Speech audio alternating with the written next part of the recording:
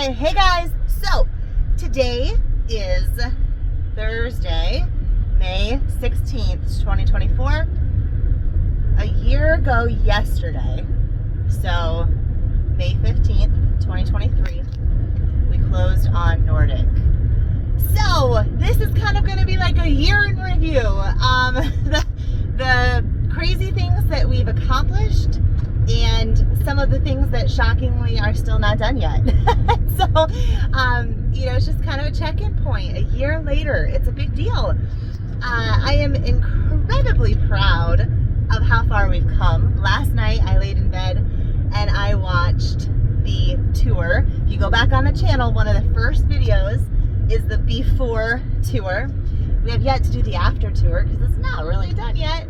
But the before tour, and there's just so many things. It's like, oh my gosh, that's right. Like, we changed that entire room. We knocked down all those walls, closed that doorway, moved the doorway, put windows in, did whatever. And you're like, oh, that's crazy. Because now the student lounge, for example, is an area that changed greatly. It seems so normal. It just seems to fit there. It seems perfect there. And it was not like that at all. And so to think about how far we've come is amazing, all while still running our business, right? And we had to, and we didn't skip a beat as far as our offerings to our students. And so, yeah, anyway, crazy. So I'll take you along for the ride today, kind of a year later, and yeah, talk to you a little bit about that. Right now, just got to get to Nordic to meet the rug guy. All right, guys. So the city laundering people came, and that is done. So that's checked off my list.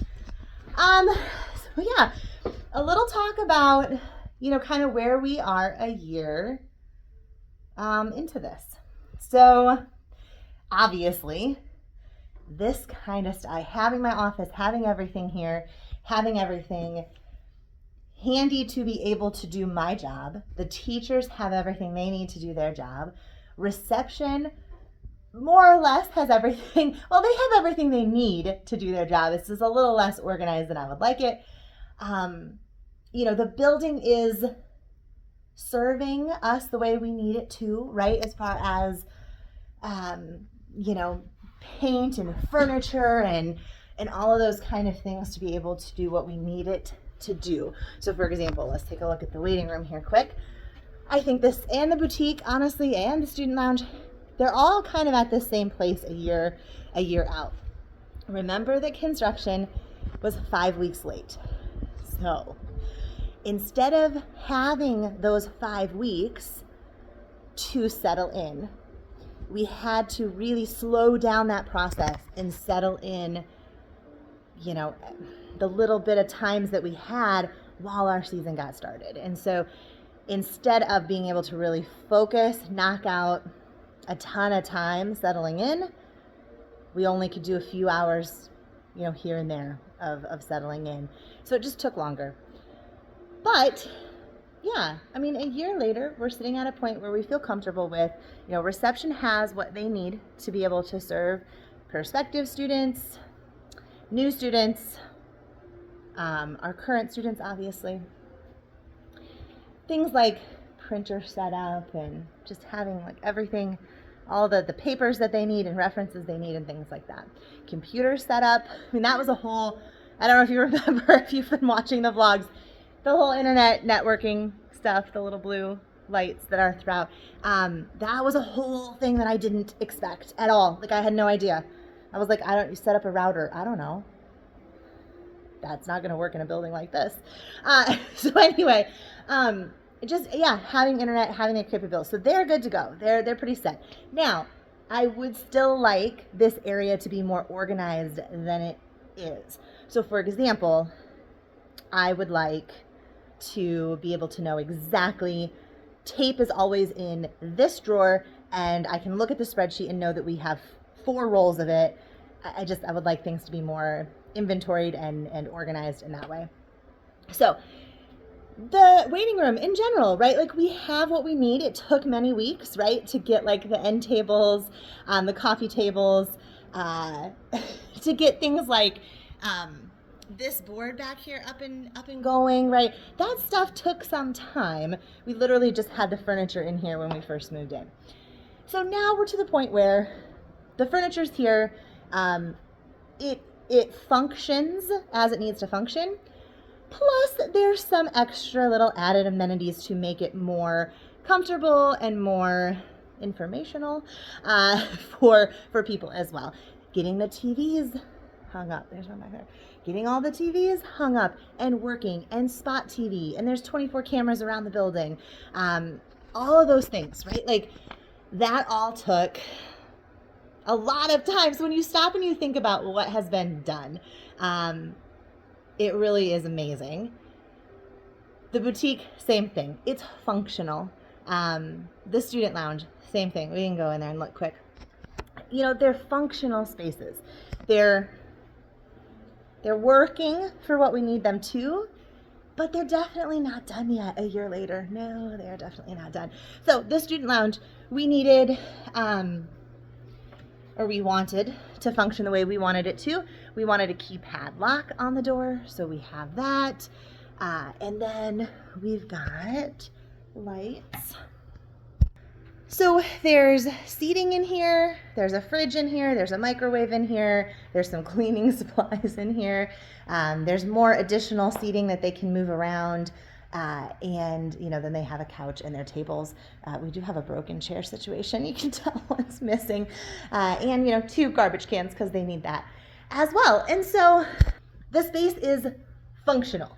Kids can come in here, they can use it, they can eat, they can... I'm sorry, I'm just seeing weird... I wonder if you can see this on the phone. Hold on. Yeah, streaks. What the heck? Like, what the heck? It's really high to be, something spilled. If it did, it started way up here. So what is that? Anyway. Things that make you go, I don't know. When you have like literally thousands of people through the building in a given week, like if we had a click count, you know, how many people walk in the building a week, it would be easily,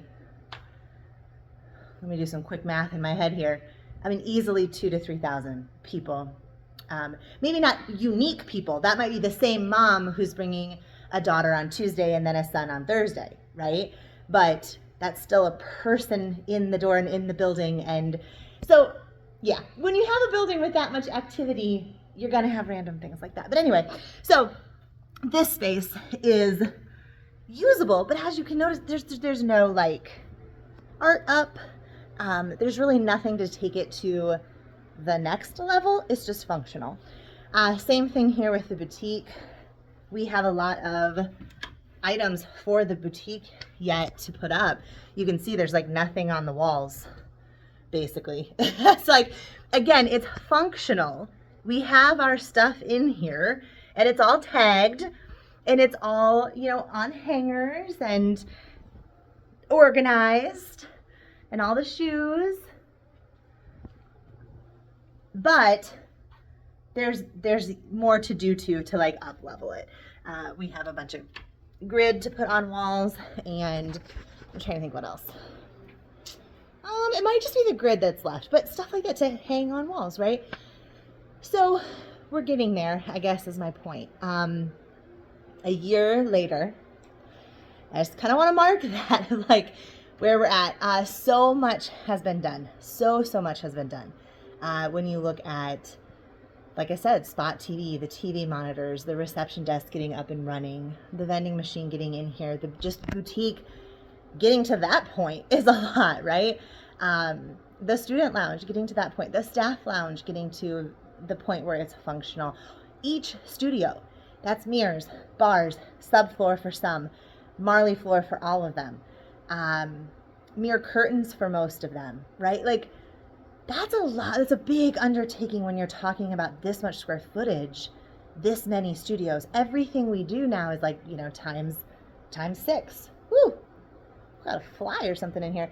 I tried to kill it. I couldn't. Now it's gonna drive me nuts. Okay. But you're not just, okay, putting mirrors up in one studio is tricky. There's a lot to it, right? Especially if you're doing it yourself. Take it times 6, right? Like everything we do is multiplied. And so it just makes everything harder. We don't have one phone, we have 4 phone lines, right? We don't have one TV, we have 4 TVs in the lobby and 3 in studios, right? So yeah, anyway. But there's still a lot to do, not only with the artwork, that's a big thing that's left to do, but also there are some more functional things, as in the TVs, for example, hung in the studios. Those are not hung in the studios yet. Teachers this spring just use their own devices, use their laptops, use their iPads to record students and show them, or to show critiques for our comp kids as needed. And so it worked, but it's not fully to our level of excellence yet. It just takes time. So if you'd asked me if I thought this is where we would be a year from now, absolutely not. I think even 6 months ago, I was thinking everything would be done around that year mark, including art, all the things in the boutique, like everything we've purchased would be up and running. But I don't know, when you're on this large of a scale and working with a limited staff, limited resources, it's going to take some time. So I guess that's my advice for those of you who are maybe going through something similar. In the dance studio industry, I know some other owners watch this, so I want to share this. In the dance studio industry, we have it kind of tough, right? We are not able to generate the revenue that we really need to pay ourselves a fair wage and to have the full staff that we could have, right? But we also want to serve our customers the best that we can. And so we sit here and we work our butts off while there's no supplemental income, I guess, right? Like, this is something I've had to share with my staff sometimes too, is like, you know, they have ideas or they want to help with something or they want to just, and they're like, well, yeah, I can just take that on. I'll work here full time. Everybody wants to work here full time. It's not that they don't. It's just that we don't have there's not that type of revenue in this business to support that, to support 5, 10 full-time people. It just isn't there. And so that's why you have to grow and scale. Dance studios are really a volume business to be able to even bring on 1 or 2 full-time people.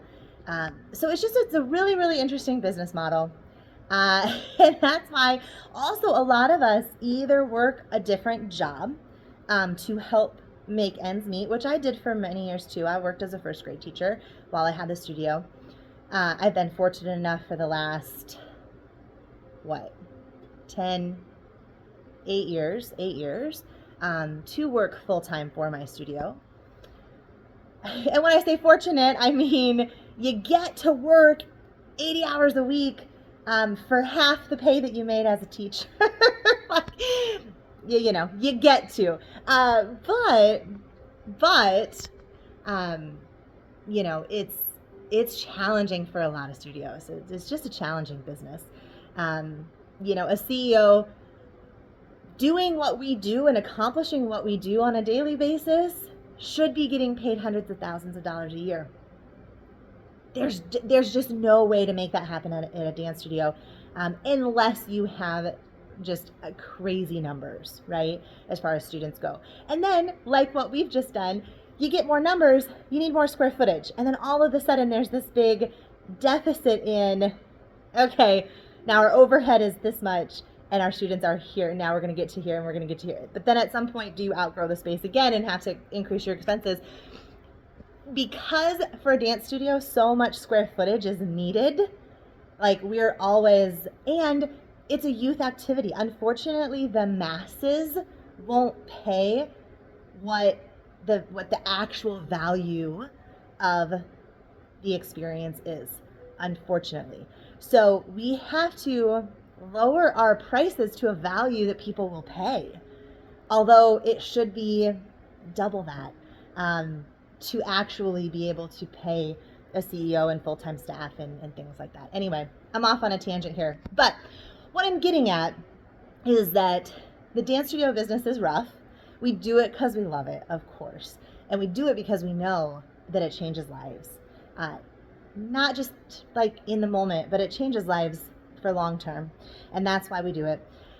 But yeah, I mean, you have limited resources, and that is a pretty much industry-wide issue that dance studios have. We are always operating on fewer resources than we should be if you look at like a school, an elementary school, right? Think about all the support staff that they have. We are larger than most of our local elementary schools. You know, we don't have a full-time principal that makes $150K a year, or $100K, whatever they make. Doesn't matter. It's not that. We don't have a full-time custodian or 2 or 3. We don't have full-time office people and counselors and support, like admin staff. We don't have HR. We don't have, all those different departments, a booking department, a scheduling department.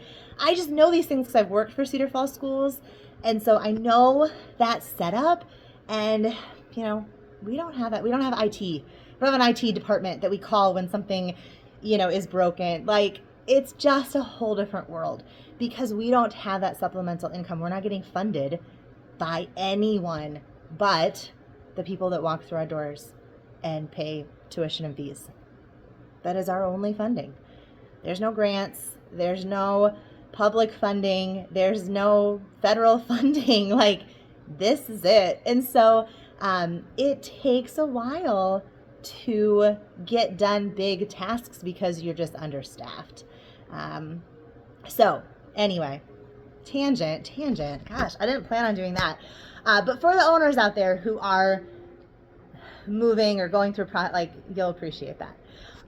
For those of you who maybe are interested just in small business in general or own a small business, take what you can from that. I think I take a lot from other industries because there are some similarities for sure in small business.